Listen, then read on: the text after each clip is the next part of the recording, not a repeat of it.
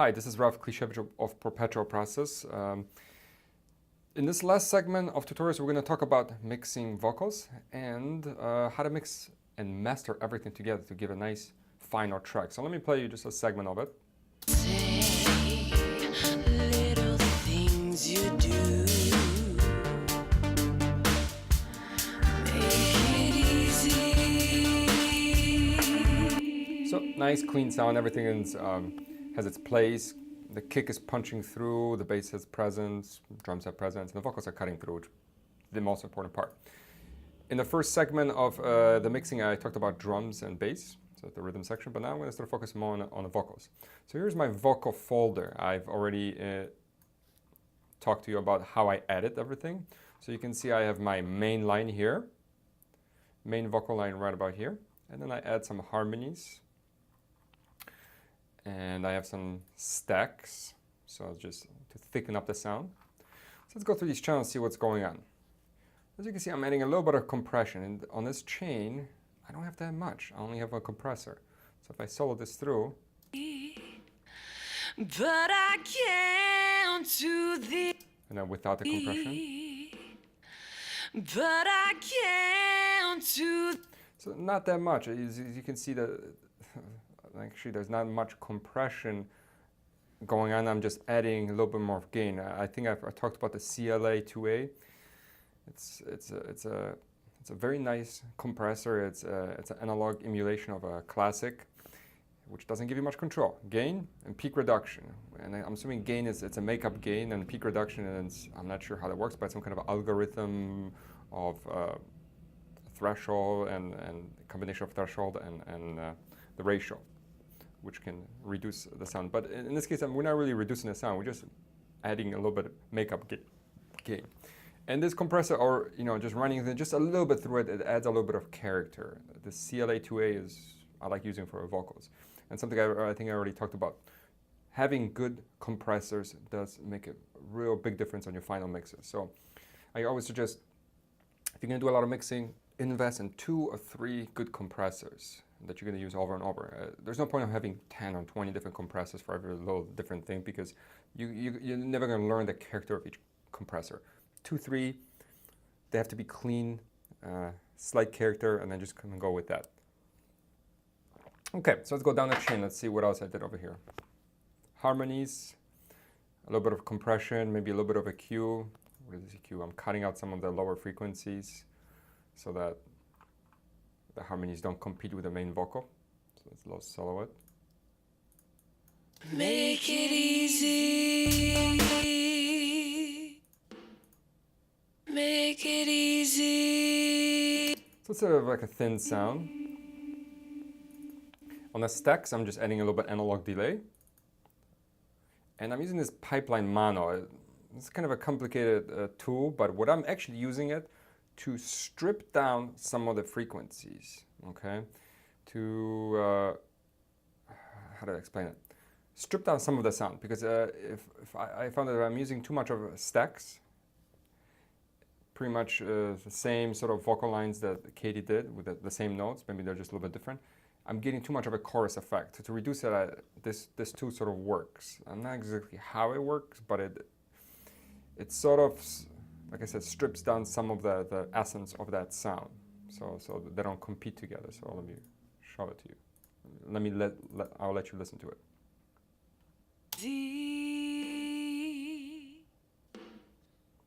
But I can't do. And let me take this.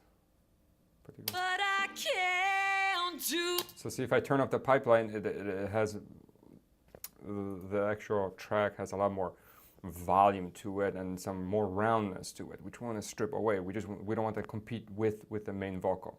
Okay, so let's play with the main lines so you understand what I'm talking about. So that's with the pipeline. Can't do this. No. And then without it. But I can't do this. So you heard those. It gets a little bit of a chorus effect, which I didn't particularly like. And I'm adding a little bit of compression here too. Not very aggressive. This compressive, if you stay below 50, it's a very light compression.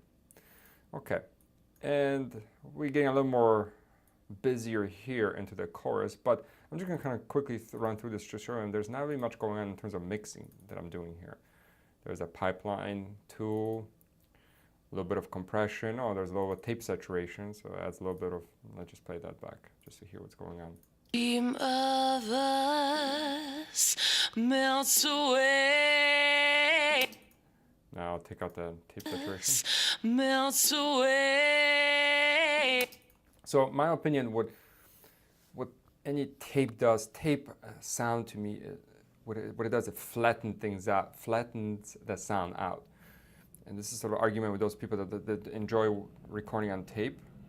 They think it sounds better. Once again, it's an opinion. I think when you record digitally, you have a more higher fidelity of the sound. It's going to be more of a rounder sound, but it might not cut as through. When you apply a tape saturation, or vice versa, if you record onto a tape, the sound tends to cut through a little bit more. And at times that works to your advantage. Sometimes it does not, okay?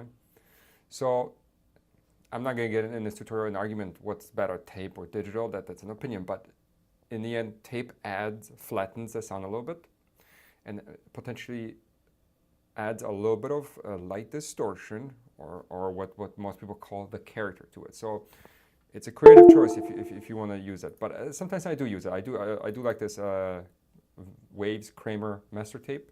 Like I said, in some situations I need something to cut through, and this tape saturation does help. Okay, so let's move on. The other stacks, not that much going on. Low compression, the CLA2A. It's my favorite compressor for vocals for most of the time. For Katie, it works well. The CLA2A, I found that it has more of like a mid-range, high mid-range, gives it more high mid-range presence than any other compressors.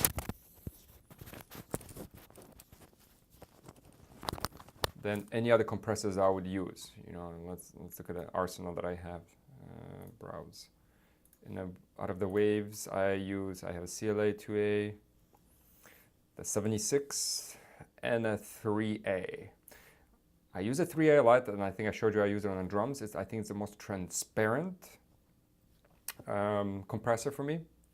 So if I want to preserve the sound as is, I use a 3A. If I want something that has a little more push in the upper mid-range, higher mid-range, I'll use the 2A. And 76, I don't use it that much, but I think it's good because you can control the attack of it, so it's got a very fast attack. So in some instances, it is useful. But it's usually the 2A and 3A are the ones I use 80% of the time. Okay, so to summarize it, I'm not really doing much on each individual channels other than adding an occasional little compressor and an effect of analog delay, okay? So here's how it sort of sounds all together. Let's go to the chorus. Hey, and can you see how we are? So as you can hear, there's a lot of analog applied, okay? So you might ask, where is the mixing occurring? Well, as you can see, all my vocals are going to I created a bus, Vox, in other words, vocals, okay? And this is where I decide to do most of my mixing. So I basically mix everything together, and this gives me sort of the gluing effect. So I'm gonna go through each one of these. I use this analog emulation, once again, Nomad Factory. I really like the product, once again. So what's going on over here? So I'm setting up a limiter. Anything below 82 hertzes gets chopped off. Even decreasing anything before 56, decreasing it.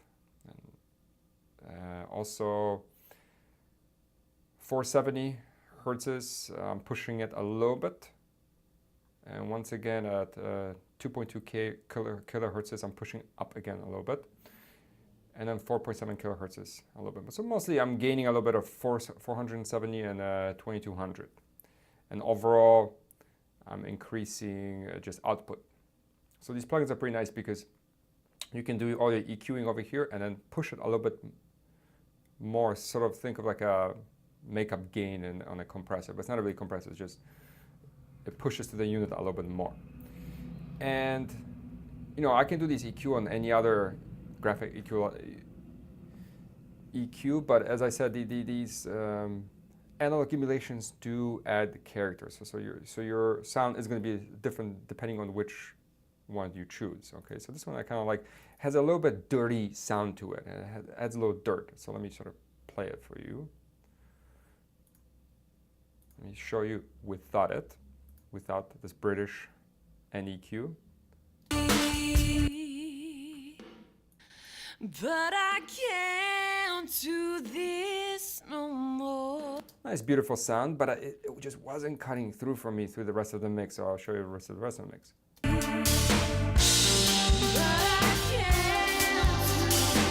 Just too nice, right? So now, so let me solve this again. So but I can't do this. And let me play it with it. But I can't do this no more. So you can hear quite a bit of analog character to it. It almost adds warmth to it. And to go back, what does warmth mean? It adds a little bit of distortion, but it's a very delicate distortion that creates sort of they're able to emulate from the original analog, whatever. I think this maybe was using tubes. I'm not familiar what particular unit that they use to emulate this, but it has an analog sound to it. Going forward, then on top of it, I use another EQ. I like these. Once again, we're going back to Melda Production Auto Equalizer. When I need to do more precise EQing, that I can see my graphic EQ analyzer. Obviously, I use these graphic analyzers so I can see what's going on. But I can't do this no more. And over here, I'm pushing a little bit. Band 5 is 909 hertzes, and 8 is about 3000.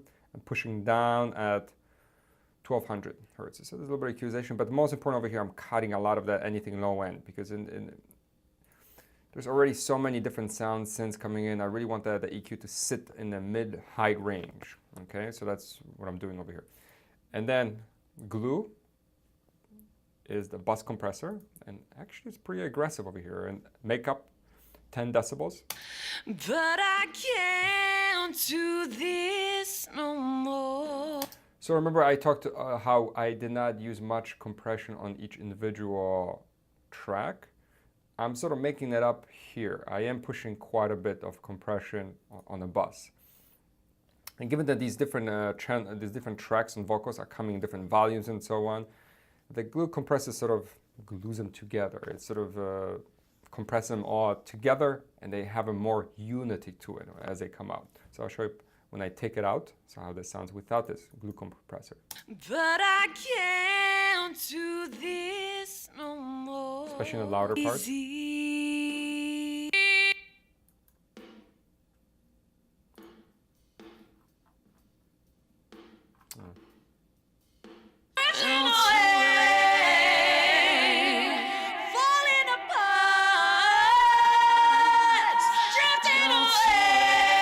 You can hear quite a bit of a mess, right? But if I apply this compressor again, We are falling apart. You're drifting away. Falling apart. so as you can hear, the compressor really shines on the chorus part. It really compresses quite aggressively. Okay, I should probably make it a little faster. Maybe just even more. The threshold set at 27. You're drifting away. Falling apart. Drifting away.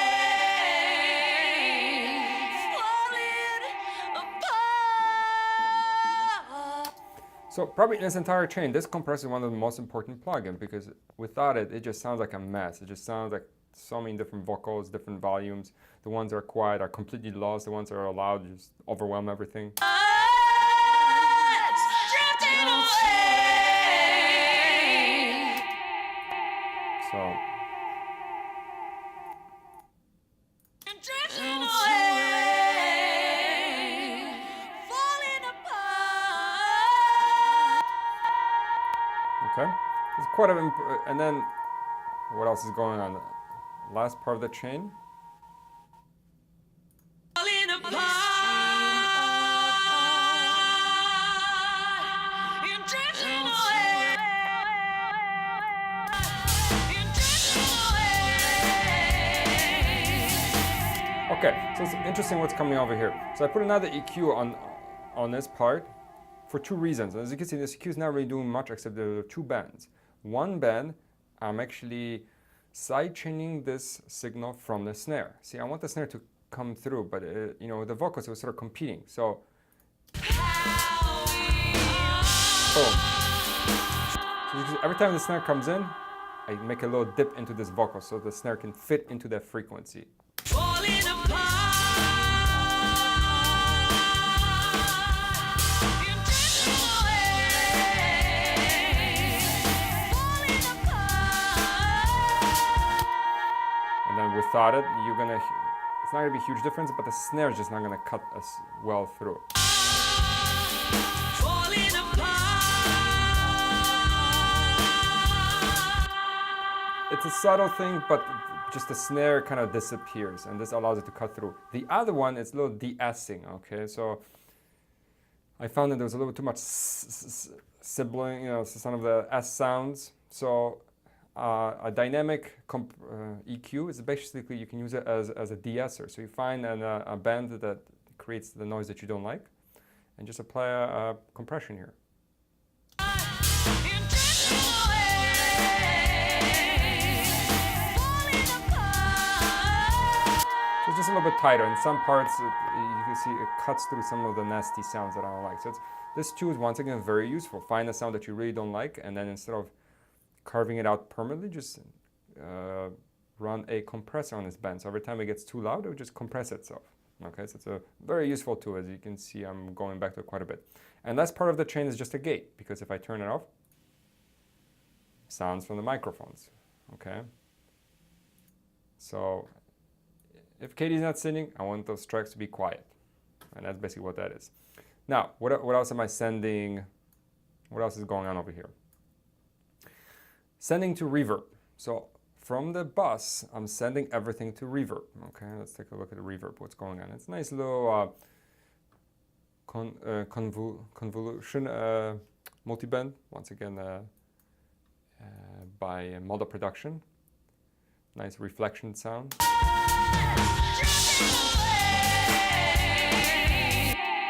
I'll let you hear it without it and with it.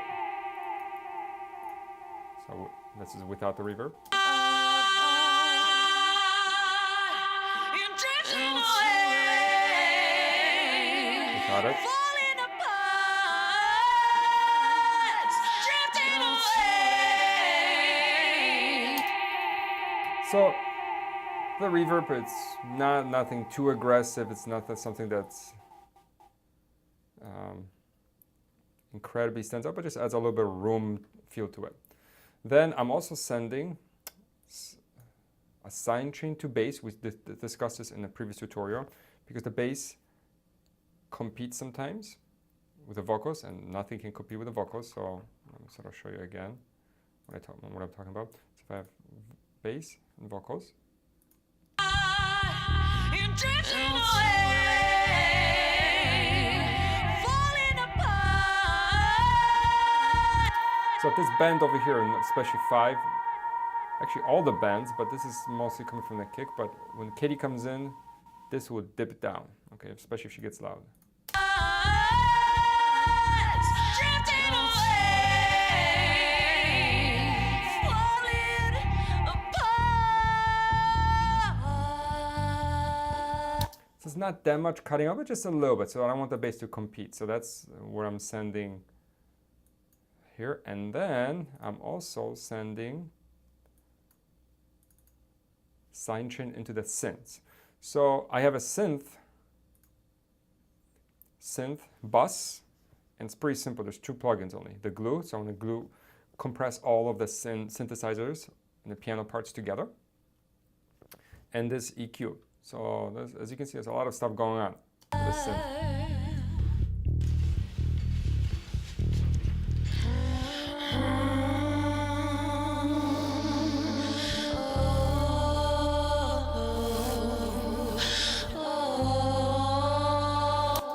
So the synths, they're backdrop for everything in this track, right? So accordingly, so a lot of things are cutting into it. I'm cutting all the synths at the low end. I want to cut that out. The bass, I believe the bass is sending sidechain. Let's see.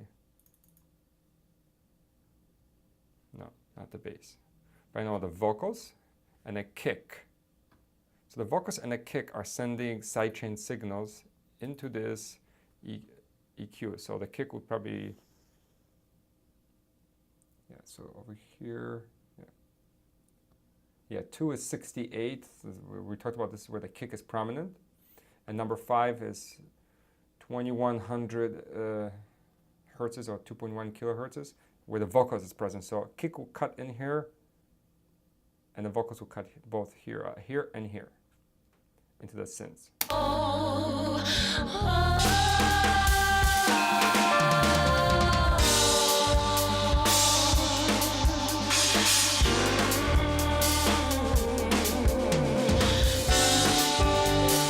So you can see, when she sings, sustains, nice sustained notes, cut this part of the synths, the frequencies, and the kick just gives a punch, punch, punch.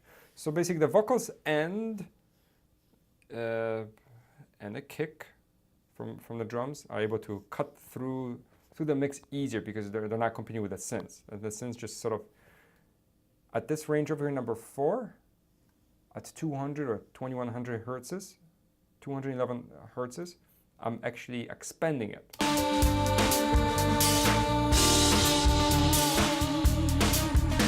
So as the vocals are prominent here, the synths are more prominent here, and it kind of works together. You want to sort of play off its neighboring frequencies. Okay, so the synths find a spot that they're prominent, maybe some over here, vocals here, and then sort of have them play off each other. Okay, and vocals will be here, synths will be more prominent here. Okay. So as I've talked about a little bit more synths, let me go back through all the synths. In a very, very, very beginning tutorial, I talked about what synths I use, but I'm just going to kind of go quickly through the mixing part of it. So this synth over here.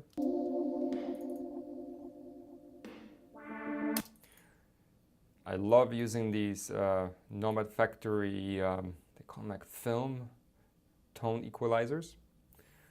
So they're just designed to add character. I'll play this for you without this plugin.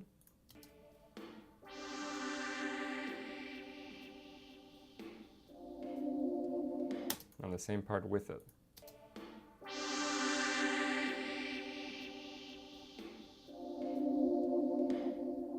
A lot more character, and especially in a mix, when you have many synths, drums, and so on, these synths would just disappear in the background. They just would not have much presence. Okay, so I'm not going to go specific frequencies what I've used over here, but sort of trial and error. You know, this particular one I pushed 200 hertz is a little bit higher. You know, this output is important. This is just overall makes more signal will go through this unit. So sometimes you might not even have to EQ anything. We just push this output and immediately you add character. Just whatever this plugin, this emulation character has, it's going to add the character to your signal. Okay. Let's see what else over here. We have some other ones. Same thing. Retro film tone using the same plugin. So all my synths are using retro music. So there's two. There's a retro music and there's a film tone. So different EQ parameters for each synth. And some of them I add a little bit compressor, like it's a CLA3A. It's a more transparent compressor other than LA2A. So I want to preserve the sound that it is. Just push it through CLA3A. Let's see what else I'm using over here. Just a compressor, no EQ. That's kind of strange.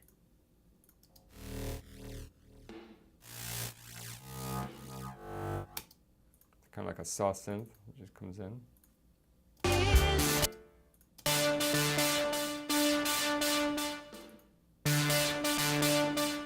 CLA2A. So over here I chose to go with a kind of a compressor. I wanted to have the character of this compressor, more of the kind of ringing tone of the in a mid-high range, so I kind of went with that. Not very aggressive compression, but that's without it, with it. Okay. Not much over here.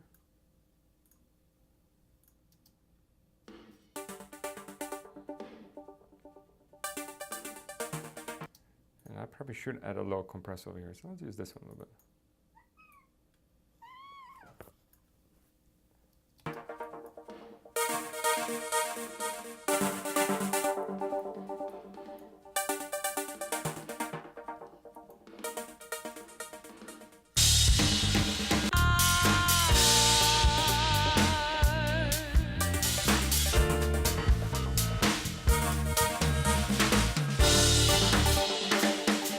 So I'm adding a little bit of compressor in there. I guess I didn't use. And white noise, there's a little bit of white noise that just adds a little effect to it. So probably nothing in there. Just sort of sit in the background, a little bit more white noise. So it's stuff like this.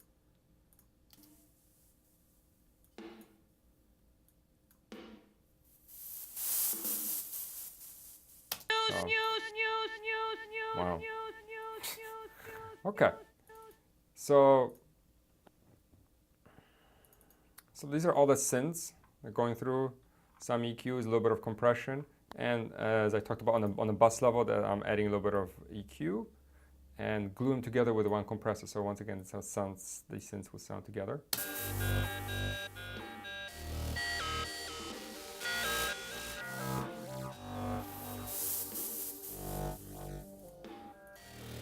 That's without the glue and the compressor. So they have a nice cool sound to it.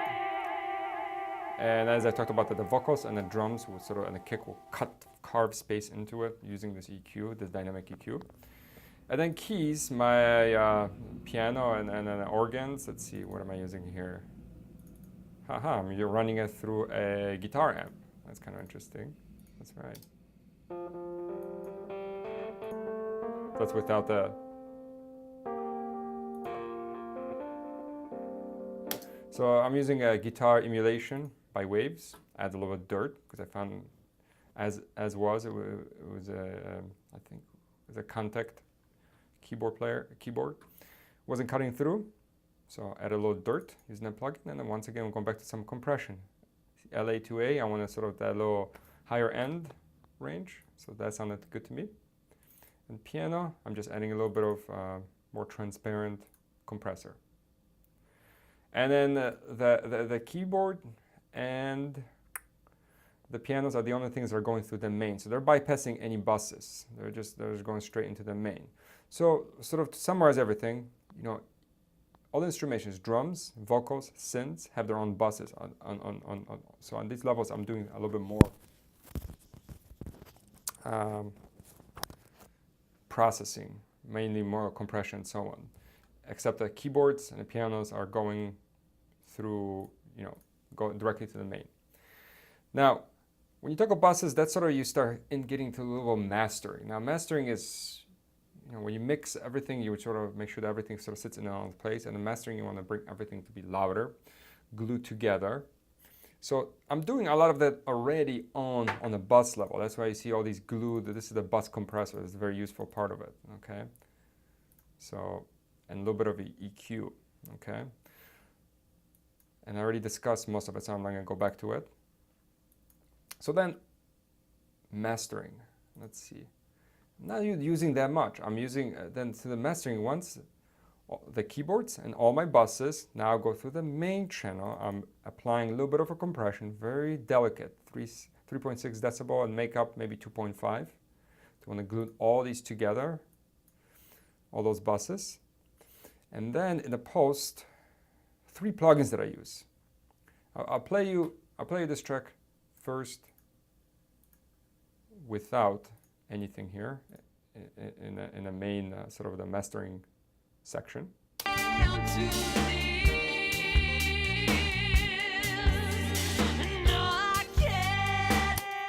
Sounds good. Things are mixed well, but it just doesn't have that bigger present sound. Now I'm going to add everything back.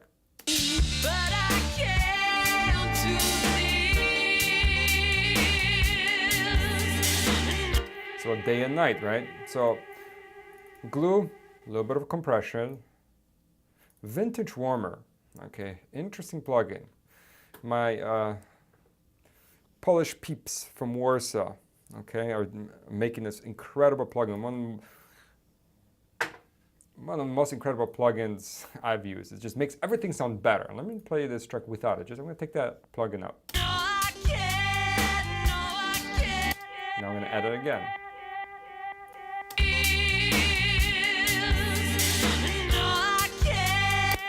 So, mainly what this thing does, it just adds a lot of warmth. And I'm not doing that much.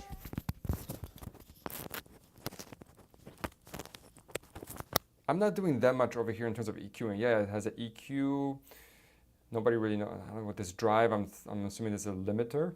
Okay, and a ceiling effect. I'm not sure what that does, but pushing just a little bit on this drive, adding just a little bit of low, adding just a little bit of high at what is it, 1100 hertz, pushing a little bit more on 71, just a little bit. In the mix, sort of only using 50% of this plugin.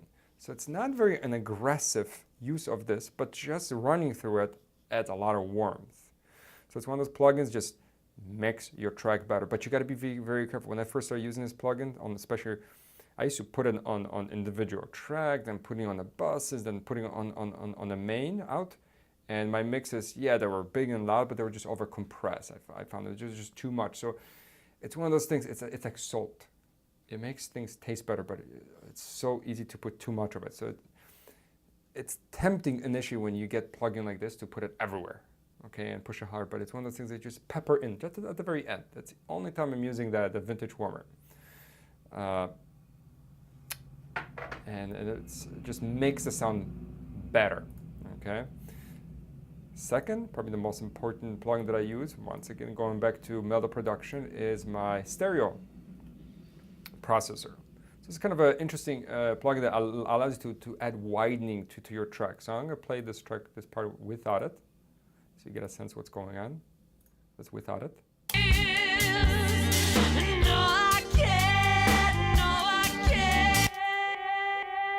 Now let's add this.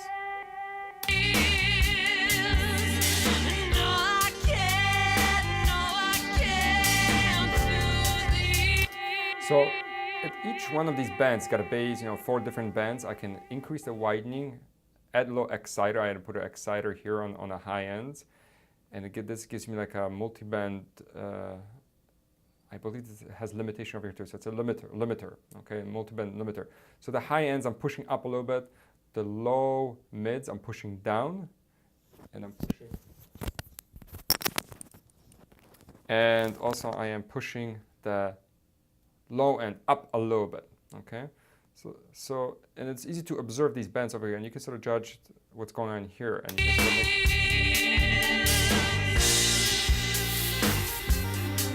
of so these bends are nice and even, and if this was up and 0, it would have been too loud, and if this was not pushed up, I think about 4 or 5 decibels, it would have been too low over here. So this allows you to sort of make sure that all the bands are a nice even level. To your liking, and adds widening, so it really adds character, and so we can create big full sound, nice stereo sound to it. And the last on the chain, just to throw a little limiter, not pushing it too much, threshold, just barely. Just make sure, because without it I'm gonna have some clipping. So this limiter, it's not good. It's a very transparent limiter. I'm using a threshold of 0.28 decibels. So all I want to do is just make sure that nothing gets too loud. But I'm not doing any makeup gain. I'm not using it to make everything louder. I'm already doing that via this two plugins: a Vintage Warmer that just overall gives it sort of the analog sound to the entire track, and this stereo processor that's got a multi-band limiter and little exciters, okay? And I've obviously increased some of the widening, so the sound's a little wider. And on the very end, I just put a limiter, make sure that things don't clip. That's mainly what I'm using it for it. Okay, so that's pretty much it. I think I've covered everything in this. Let me just play you the track again, so you can hear everything all together.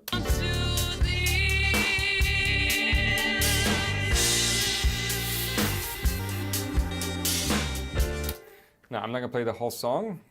There's a link to the track below it, so you can listen to it. Hopefully you've enjoyed this tutorial. Hopefully this is helpful. If you are into producing music, mixing, hopefully this helps. As I said, the way I've learned all this, I never went to school for it. I learned out just resources, online resources, YouTube videos and such, and try an experimentation, listen to other producers on YouTube. And that's how I've learned. So I want to sort of share the knowledge, hopefully that you pursue your music goals and produce some incredible tracks. So good luck. Thank you for watching. And thank you for watching.